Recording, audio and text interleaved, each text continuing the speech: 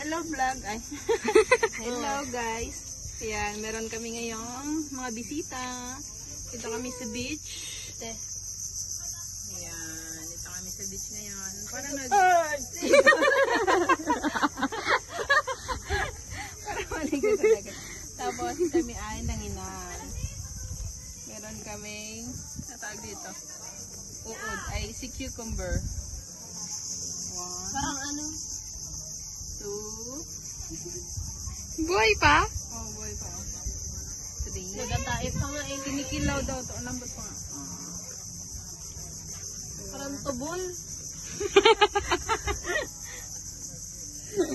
Yan. Tapon na natin. 1, 2, 3, 4, 5, 6, 7 na si cucumber. Tapos sa mga sikat-sikat at ibang shell. Yun na wala namin. Baboy-baboy. Baboy. Baboy-baboy daw to. Ito lang pa. Ano to? Yan yung mga klase ng shell. Ilang oras yung pong kinuha yan? Ha? Ilang oras yung kinuha yan? Ano to?